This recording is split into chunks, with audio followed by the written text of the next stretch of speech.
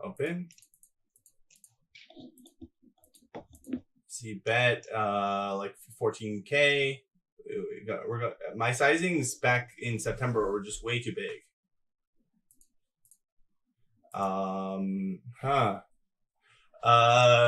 When it comes Ace of Clubs turn, like I actually don't like a bet here. Even though we do pick up equity, like I think they have a lot of Ace X in their range on flop. Like if we decided to bet here, they have both Queen X and Ace X in their range.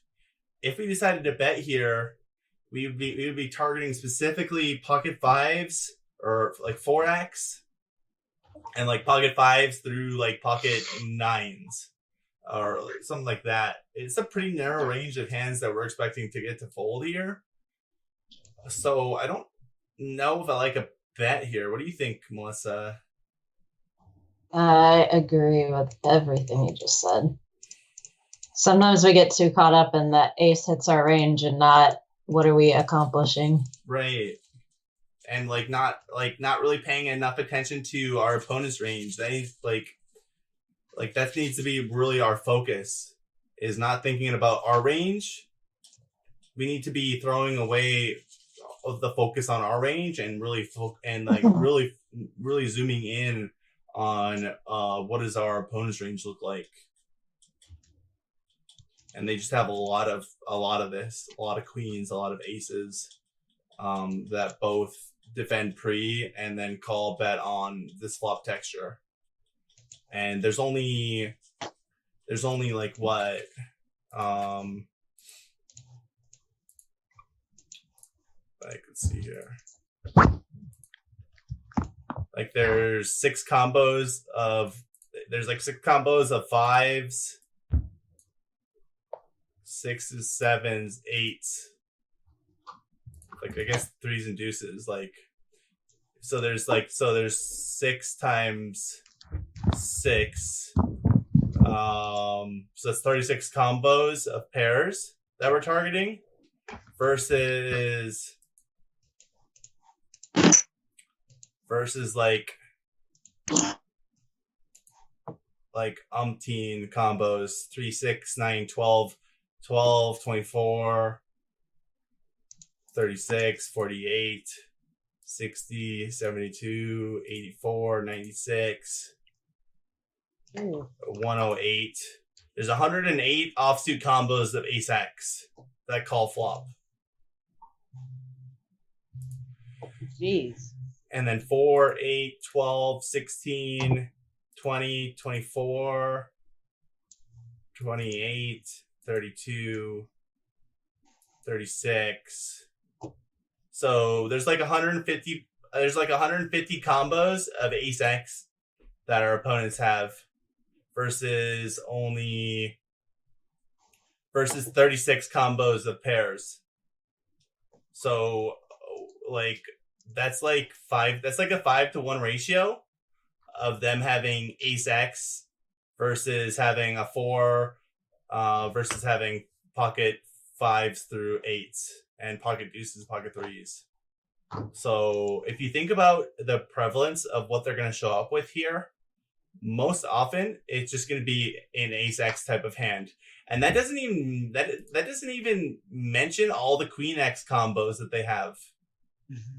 So yeah, I struggle in that area a lot too. Of not believing they have an ace and that I can get them off of whatever. Yeah, that's the most likely hand they have here by far. That calls queen 4. And I know you've just cringed before watching me barrel out. and then at the end of the hand he's just like, what did you think they had there? What else do you think is calling you there? Mm-hmm. And I'm like, I didn't think he had an ace because he just limped in or what. It happened last night actually. Yeah. So when you bet here and get called on this flop texture, you need to know that the overwhelming majority of hands that are calling here are ace X. So when you see this turn card, that is the worst turn card in the deck.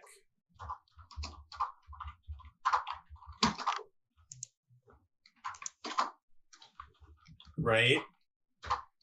Yeah, and it's hard for somebody that's been thinking like me for so long. It was like, oh well, like if I raised in or whatever, like I want to rep the ace or Yeah, and that's the problem. Right. We're thinking too much about our range. And yeah.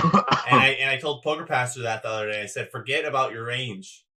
Yeah. And let's zone in on what our opponent's range looks like, because they're not thinking about our range.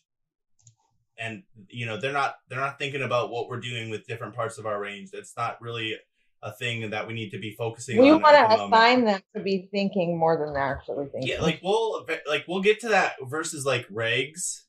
Like eventually that'll be a focus of like our study sessions, because everybody will be crushing all the low and medium stakes that they're playing, like 109s and stuff.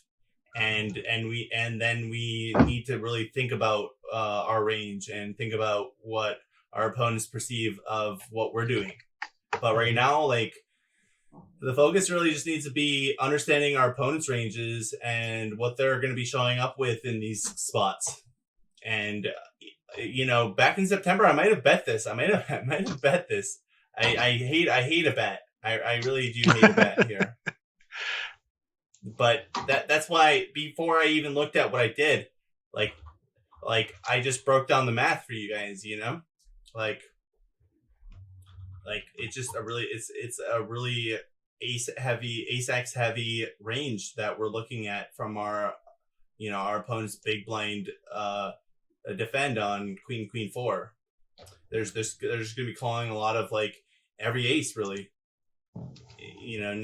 Obviously the ace 5s, the ace 4s, the ace 3s, the ace deuces that have like straight draws or backdoor straight draws or pairs, but then they're just like not folding. They're not probably folding any of these. Ace 9, ace 8. They're gonna be like, I probably still have the best hand, and I'm gonna peel one, right? So they're just gonna peel with all their aces here, and they're obviously gonna have their queen X, and then they're also going to have the very small, minute portion of the range that's like this. That's 9s, 8s, 7s, 6s, 5s, 3s, deuces, and like some random 4s too. And like some 4s, yep. Some stuff like this. Stuff like this. But yeah, that if you're counting all of the ace X combos and the queen X combos, they far outweigh the 4X combos and the pair combos. So we need to know the math of that, and that's why I broke it down the way I did, so we can understand that and so we can visualize that and start to think about this at the tables when you see bet this flop and you see bet like third pot or quarter pot on flop and they call. What does the range look like?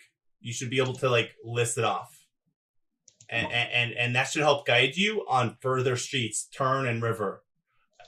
Is this turn? Is this river a good card for me in the fact that it misses my opponent's calling range on flop? Right? Like those need to be like thought processes going through your head in game. No.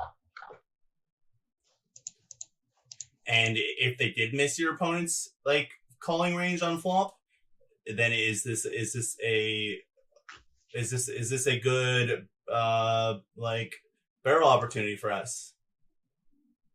Yes or no? Like what are we targeting? What parts of their range are we then targeting? What are they gonna do with their ace X on? Say we get what do you guys say you get a 6 of hearts. So say it is a 6 of hearts. Like, do you think that we should be barreling that card? Do you think they hit that card, or do you think they miss that card? They miss the 6 of hearts, don't they? Yes, very much so. Yeah. Very much so. But then, but should you still be betting? But then the next question is, if we are going to be betting the 6 of hearts turn, what are we attempting to fold out in our opponent's range? At that point, maybe getting most of the ace X out. That doesn't have a pair. Yeah. And that's a decent way to think about it. Do we think that they're gonna fold out all of their ace X though? I'm not sure. Not knowing in a vacuum, I'm thinking. Right? No, but we can fold out stuff like King Jack, and well, I mean, yeah, I guess like a lot of their ace X's might. Ace King might not fold. Yeah, they may not hit the 6, but like that may not scare them though. They may not. Mm-hmm. They may continue to station us with ace X, but let's think about what if it's a 9, a 9 of hearts. We have a lot of 9s in the big blind though, don't they? Oh. What 9s do they call with on flop? That then hit the 9 of hearts on turn. Pretty much only 9 king, 9 jack, right? 9 10. But are they calling 9 10? Are they calling 9 10? Are they calling jack 9? Are they calling king 9? Depends on how. Yeah, it depends on how wide this. Probably not. Probably not. Like they could call some like king 9 suited of like diamonds, of like clubs, of like spades. They could have a few of those. But we have a really good blocker for that. We block, we actually. Oh yeah, we do block some king X combos that may interact with that. But actually, King of Hearts is actually the worst king for us to have because we don't block king 9 of diamonds, king 9 of clubs, king 9 of spades. But we discount those combos because we realize that our opponents aren't defending correctly. They're not knowing that they have to call with king 9 of diamonds, king 9 of spades, king 9 of clubs here. They're just overfolding. So you're putting him on a much stronger range if he's calling that c-bet. Yeah, like most of the ace X pairs, 4x and queen X. Stuff like this. This is what I would say their calling range is on flop. And so how hard does this calling range hit a 9 of hearts on turn? Not very. What percent of this continuing range hits the 9 of hearts? Do we know? Like a non like a non-0%, like 8-9. It's a very small percent. It's just a handful. Exactly. And the 9 of hearts is an overcard to pocket 5s, pocket 6s, pocket 7s, pocket 8s. It's an overcard to a 4. And it starts to connect the board, right? What if it becomes a 10 on river or a jack on river?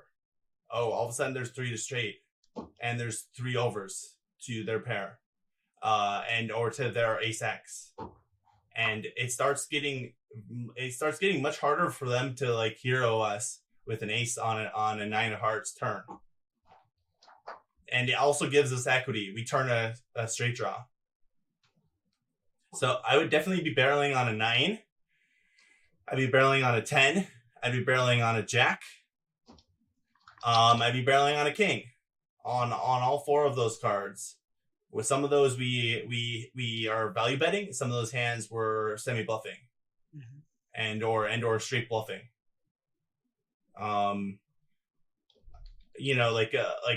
an 8. An 8 isn't terrible, but like an 8 doesn't really.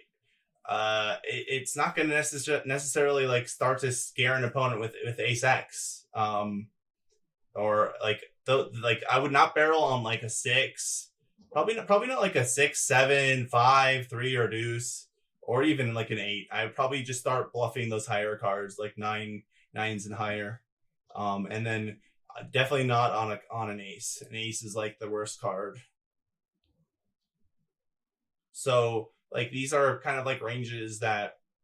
Do you think when you went to bluff on the ace that you were you just accidentally started thinking more about your range and what you should be representing instead of in the moment I probably wasn't thinking about their range like I am right now. Yeah, because sometimes it's hard in the moment, and especially if you have a lot of tables. For me, it'd be easy to think that I picked up equity, I've got a gut shot now, kind of thing. Yeah. Yeah. Yep. And a lot of people will think like that. And having the thought processes that we're instilling with you guys of understanding our opponent's ranges, it's just going to get you ahead of the curve. Where others are making mistakes, you guys won't be making mistakes. What do you think about that, Melissa? Do you barrel on those lower cards? Oops, where are we? Do you barrel on a 6 or an 8, or do you adopt the strategy of that, those higher cards, barreling on those ones too? I don't know in game what I would ultimately do. We're not asking in game. We're asking what your strategy is on certain cards. Yeah, I'm thinking. You have 6 tables up, Melissa. I have 5. I just lost the 6. Okay, it's fine. Literally. It's fine. We can move on. We can move on next hand. It's an extremely interesting spot, and it's opening my eyes in some things. Yeah. I mean, I think it's harder to barrel a card like a 3 or a 5, easier to barrel like a 9. Yeah. Because I think his range is going to connect a lot with a 3 or a 5. What about a 6? What about a 6 or an 8? Yeah, an 8 for sure. I think I would keep going. You keep going on an 8? Okay. A 6 is interesting because our ace deuce, ace 3s don't play as much with a 6 as they do with a 5. Like a 5 or a 3. Mm-hmm. Yeah, those low cards are really bad cards. Yeah. So I guess a 6 really, to be honest, probably not that different than an 8. Yeah, I think reality. I think a 6, 7, and 8 aren't terrible cards to barrel. But they're not. I don't think they're. I don't think they're our best. Yeah, do you think candidates. they're just close? I think they're marginal. They're probably marginally plus EV.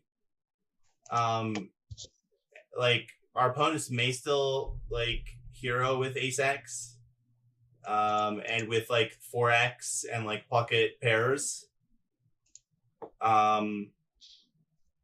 But an 8, 9. Staying away from marginal is better. 8, 9, 10, Jack, King are much better cards to barrel than those specific turn cards. So, see, sometimes I find myself like if I hit a 10 there, just kind of checking back because of showdown value. Is that bad? Yeah, we should be continuing there with on a 10. Because they have so few queens. They just don't really have that many queens. Yeah, exactly. And we get value from 4X. We get value from ace X. We get value from pocket 5s, 6s, 7s, 8s, 9s, and we're also gonna want to be betting that turn as a bluff a lot. So